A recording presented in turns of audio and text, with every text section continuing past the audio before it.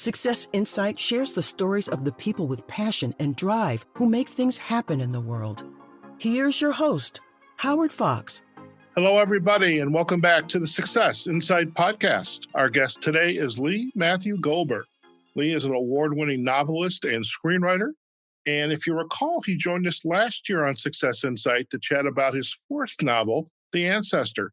Well, we're excited to have Lee back with us today to chat about his new novel, Orange City, which has been described as a dynamic mashup between 1984, the novel, and Lost, the TV show, if you'll recall. It is a mix of genres such as science fiction, mystery, suspense, and fiction. And Lee, I can't wait. Let's get you on as quickly as possible, because how did you come up with this? But welcome. Well, thanks so much for having me again, Howard. I'm really excited to be here. And yeah, one was a little out there for me. I've always been really fascinated by sci-fi, and The Ancestor flirted with it a little bit. There were kind of some sci-fi undertones. So this one, I just went kind of, like all out in terms of the science fiction. And I don't know, I just wanted to create the weirdest world possible. I think that was kind of my goal. What was interesting first and foremost was the cover of the book, Orange City. Yeah. And I have to share, it reminded me of, in Lord of the Rings, Mordor. Yes, I've gotten it. Yeah, absolutely. You've got the eye. Mm-hmm. And I was thinking, wow, I mean, is there some of that going on? I don't know. But as I was getting into the book, it was like, there's some out there people and characters going on. And how, in your early years, as you were starting to toy with this kind of writing, where do these ideas originate from? Orange City has been a project I've been working on for a really long time. It was a short story in college originally, but that had no science fiction kind of aspects to it. It was purely just about this guy who worked in advertising, and he becomes addicted to the sodas in his new campaign. And then with each draft, it kind of just got bigger and bigger and more science fiction-y. And I would say I just pulled from like every possible influence I could. So there's a lot of Philip K. Dick in there. There's some Kafka. I would say the main villain, the man, he was really inspired by the paintings of Francis Bacon, even.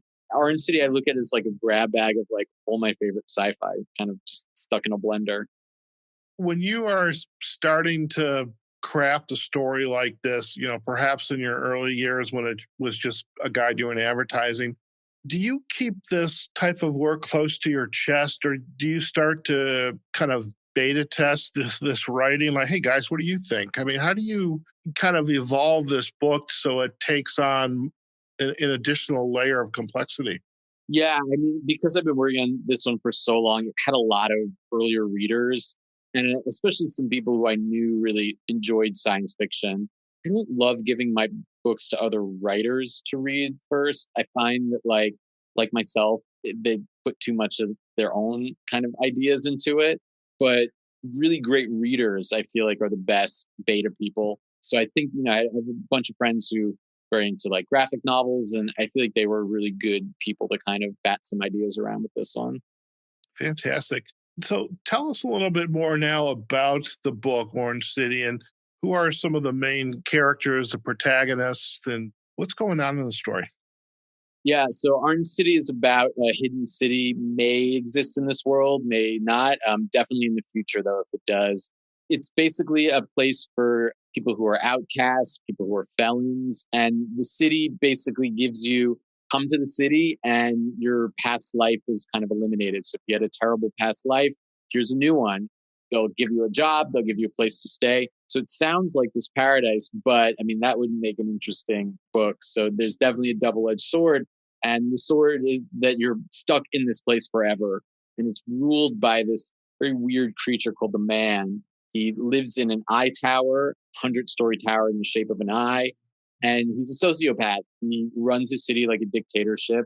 And he's obsessed with limbs and attaching other people's limbs to his own body. So he resembles kind of a giant arachnid spider. And the person in his crosshairs is the hero of the story, Graham Weatherin, who works for the Man's advertising agency. And Graham starts to become addicted to the new sodas in his campaign. And it slowly starts to awaken his kind of like zest for life again. but also his realization that maybe the city is not the best place for him to be. Who are the individuals that are going to read a book like this? And before you answer that, oftentimes, I'll have a guest on like yourself, and they'll offer, "Oh, we'd love to send you a copy of the book," which you did. Thank you very much. I prefer e-copies, which means, because if not, they so much easier. Oh God, so yes. much. Yeah, I mean, especially these days, like, don't make me go to the post office if I don't have to.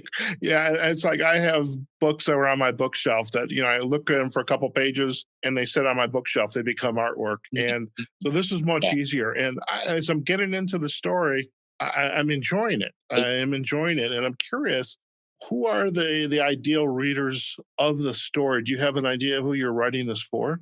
Yeah, I mean, I think anybody who enjoys a good, it's billed as really a dystopian fiction in addition to sci-fi. So anybody that loves great dystopian fiction, Brave New World, 1984, all the classics are definitely ones that I modeled this after.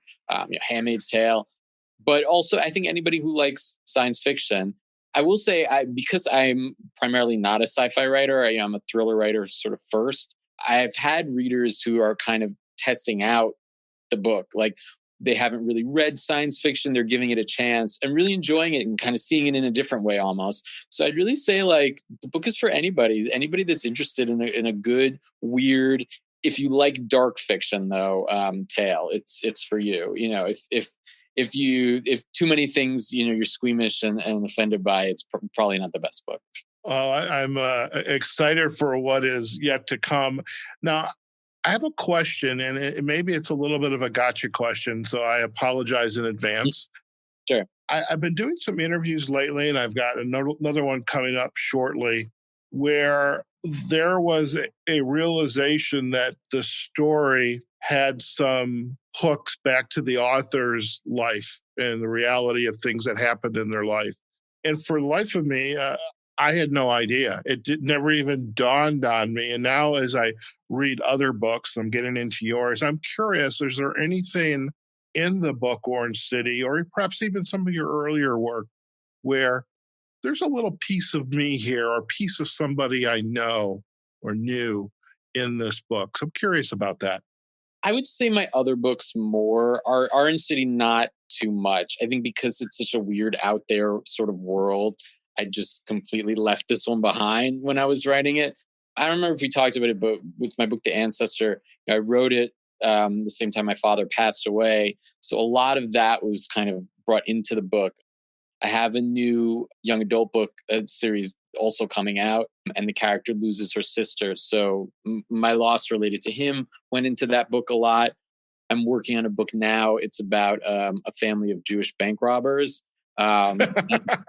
It's called The Great Gimmelmans. I think it's actually my favorite book. It takes place in the 80s. It's a lot of fun, even though it's about bank robbers. Well, I got to tell you, I want to read that. I definitely want to read that. I think actually that book will be my breakout book. I just have a feeling about it. And it's written in it's almost like a Jewish Wes Anderson. It's kind of written meets the Coen brothers. The main character is a 12-year-old who's like because the whole family robs together. So the parents, the kids, the main character is a 12-year-old, Aaron Gimmelman, and he's basically me at 12. Like, he's sarcastic. He has a mouth. Like, he's very, very funny and self-deprecating. So I think he was the closest to me just being like, this was me at this age, although I didn't rob banks. But outside of that, I'm rereading it right now. I finished the draft. So I read it. I was reading it today, and I was like, wow, that was really me at 12. So I'm really excited about that one. I'm talking with my agent about sort of the next step. Excellent. Now, with Orange City, I recall in our last conversation, I mean, we were just at the onset of COVID, and there's these restrictions going on, and you graciously shared the writing tree out in Central Park. And how did you begin to take this work that you have had for many years? It's taken on increasing levels of complexity. How did you go about kind of tuning it up, getting it ready for prime time with Orange City? Like I said, it was a really long process with this book. It had been through so many edits, it had been through freelance editors. And then the publisher that I found really kind of was just interested in a very out there, unique book. And what I liked about them was that I would retain the rights to the book. The goal would be like sell it to Tor next. Like they would be very happy for me if that happened. So it just seemed like a worthwhile kind of chance rather than to kind of go directly and try to sell it to like a Tor without having a sci-fi background. It seemed like that might be difficult. So this way it's like get some reviews. We got some great blurbs. It already has a bunch of ratings on Goodreads and Amazon. So we'll see if it sort of works almost in reverse. It was like I wrote the book, I got a deal, and now we'll see if it can get me, a bigger one. Because I think the book is good and I think it deserves a wider audience. Do you see the environment in which authors like yourself work having changed since 2020 with COVID? And maybe there's one thing we've discovered is, or in fact, I've discovered it, as I came out here to Vegas, I started to investigate, okay, how can I get out to the national parks and sleep outside or sleep in my car? And it opened up a whole other subculture for me. Now we're in 2021, things are beginning to open up avenues that are maybe just kind of starting to gather some sparks for you. Like, I can take this book here. Maybe there's a bookstore or a club or someplace I can do some readings of chapters of Orange City. Yeah, I mean, I'm so excited to go like tour in person again when it feels like safe and ready. I actually think my next book, the young adult one that I was talking about, it comes out April 29th. I think I'm going to do an outdoor launch for that in Central Park, actually. Everybody wear masks, but a good chunk of people will be vaccinated by then if we do it like mid-May. And I feel like we're just ready. I'm ready to do that. Orange City, the launch was on Zoom, and Zoom's great for things, and it was nice, but I miss that sort of in-person feel. People ask questions and your friends and family come. So I'm really looking forward. And, even with an older book, even if it's months in advance, later after Orange City's released, I'd love to do some in-person things and maybe go out to LA and do some events there, some events here too. It's definitely something I'm thinking about. What happens next after Orange City? This is a series, so there's more books to come. How will those books kind of build on Orange City? Yeah, so the book ends, not to give a spoiler, but it ends kind of on a cliffhanger. So it moves potentially to a different city, a city like the city in Orange City, but wildly, wildly different.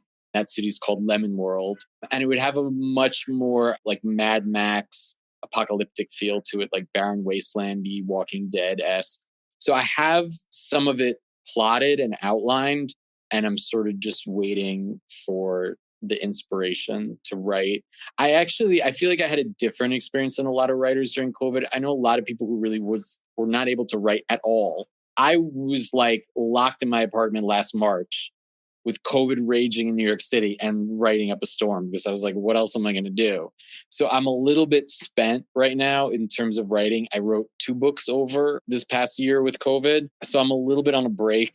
I feel like right now I'm going back to old books and editing some things. I have a potential like movie project that I'm starting. So I don't know when Lemon World will happen, but how I think of all my books, they happen when they're meant to happen. So when I like feel the spirit, like that's when I'll pick it up and I'll write it. But it will be written. It definitely will be written. With a book like Orange City, as I was getting into it, and chapter after chapter, I mean, these are real characters that you can root for, you can be disgusted by. Mm-hmm. And given the state of technology in making films and writing screenplays, making films, whether it's live action, whether animation, or there's that cross between live action and animation. Yeah. What could you see happening with a work like Orange City? Yeah, I mean, I think Orange City is not to like pat myself on the back, but I think it's like begging to be like either a TV series or a film series. It's so visual that I think it would really just pop on the screen. Kind of like that series Altered Carbon on Netflix, which was from a great sci-fi novel, but I felt like they didn't really stick the landing. Like it was good and then it kind of fell off. So it's something like that. That being said, it would be a really expensive project, so it would not be the easiest thing to get made. So I'm in a little bit of a crosshairs right now. Before I take a stab at writing a script, I want to wait, like I said, and see if we could get a bigger publisher behind Orange City, because I think that would really help it rather than me writing the script and kind of just going out to some producers I know. That's fantastic. And, it's funny you mentioned Netflix, and I've got to go out and search for Altered Carbon now. I'm binge watching, what's it called? Babylon Berlin. Oh my God, that was my favorite. I was introduced to it. So once you go on YouTube, you start getting everything on YouTube. I had been watching, it was called The Blacklist, James Spader. And it's like 7 seasons, 20 episodes. And by half of the first season, every episode is the same formula. And I need something new. So Babylon Berlin is wonderful. And I'm going to check out Altered Carbon as well. Yeah. So I'm almost curious. I know it was Babylon Berlin. It was adapted from novels. They were German novels that are translated. So I'm almost curious to pick up the books. But yeah, I actually, not too long ago, I just caught up with the last season and I love it. Altered Carbon, I will say the first season is good. The second season is not. So I would rather pick up the books, honestly, or just watch the first season. The second one you could skip. I appreciate that. And for our listeners, you heard it from the expert. I think what I love about, your books is, it's a standalone story. Mm-hmm. Or maybe if with Orange City and Future with Lemon World, it's an extension. Yeah. And I love, there used to be some old science fiction novels. I think his author was Jack Vance. That name rings a bell, but he used to have a story around a specific world. Mm-hmm. Each planet had a name, a numeric and a numeric name. And I love that because they were self-contained, but just this constant rinse and repeating, it just, for me, I just lose interest in it. And so you've got great opportunities with Orange City and, really all your books. Yeah. I mean, I think that way too. Like even with series, I like to make them kind of stand alone. Like the young adult series I have coming out, it's about a girl in the 1990s she wants to be a grunge singer and she runs away from home to meet Kurt Cobain.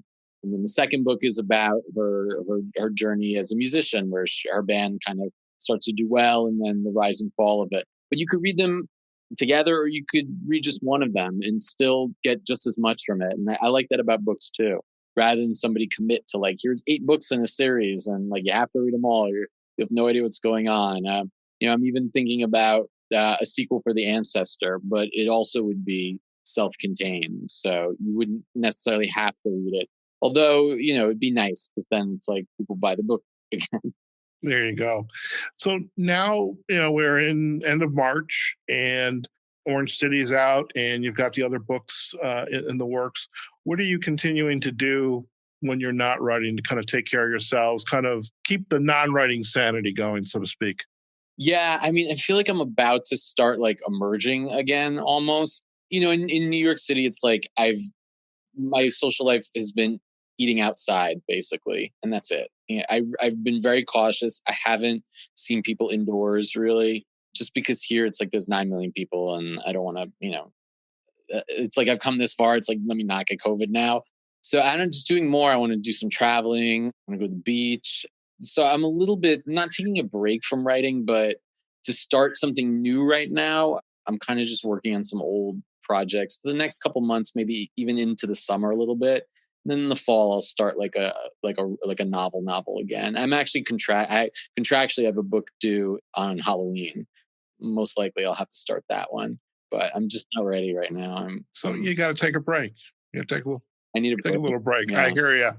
With this career of writing and working on screenplays and starting to emerge from COVID, what are some pieces of wisdom, insights you would give to somebody who's, in this past year, a lot of people have lost their jobs and it's I want to be a writer. I want to be a podcaster. I want to write a blog. What's the best way or one of the ways you would suggest as an experienced writer to tell somebody, here's some ideas for you to get started? I mean, I think it's really important. And, you only get one life. And if writing is your passion, find a way to do it, whether that's waking up at 5 a.m. and writing for 2 hours and then starting your day. And I would say these days, there's so many opportunities. When I was starting out, it was like verboten to get self-published. It was like nobody did that.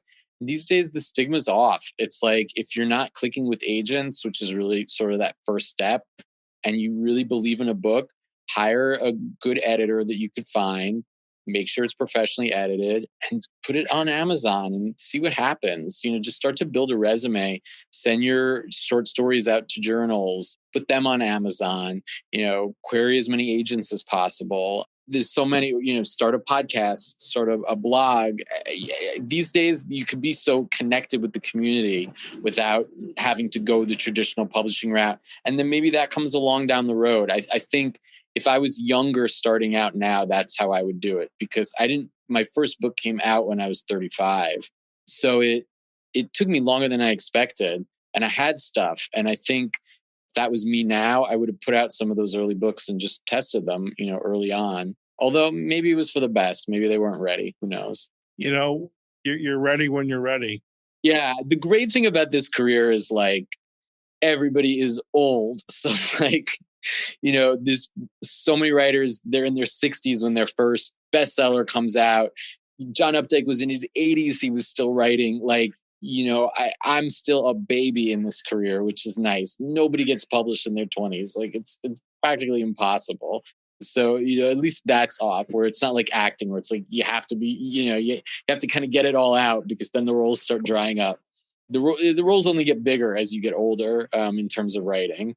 Well, I have no doubt that that writing tree in Central Park is going to be with you for quite a while. I think so. Yeah. We had a reunion these last couple of weeks because I wasn't there during the winter, and it's been nice. Yeah. I was literally there today. It was perfect. Fantastic. We'll put a picture back from the writing tree on the new show notes too.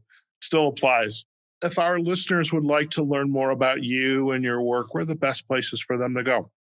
So the best is my website, which will have all my information, LeeMatthewGoldberg.com. You can also find me on all of the socials, Lee Matthew G on Twitter and Lee Matthew Goldberg on Facebook and Instagram. I love to hear from fans. So yeah, if you love it, you hate it, shoot me a response. Fantastic. Well, you've got some great reviews on Amazon, and for our listeners, I'm about a quarter, maybe a little more into this book. It's one of those you can't put down. So I'm going to go up on our balcony and enjoy the Las Vegas sunset and enjoy the book some more, perhaps with an adult beverage. Awesome. I love to hear that. And thanks so much again for having me, Howard. Always a blast to do. Thank you again, Lee. We appreciate it. All right, folks, we've just been chatting with Lee Matthew Goldberg. He's an award-winning novelist and screenwriter, and he has been a guest back in 2020 when he introduced us to his book, The Ancestor. And today we've been chatting about his newest novel, just recently published, Orange City, which is pretty amazing. I mean, some fantastic characters and really this mixing of genres, science fiction, mystery, suspense, fiction. I mean, it's all there. And it literally does, for the sake of a better word, suck you right in and keep you there. So definitely we'll provide the backlinks to Lee and his website, LeeMatthewGoldberg.com, as well as his social sites. And we'll also provide the links back to the book on Amazon as well. So do check it out. We definitely encourage you. Lee's a great writer, and you can't go wrong with this. And hey, you'll even get to learn more about the writing tree as well. Okay, folks, wherever you are, whatever you're doing, we hope you have a phenomenal day.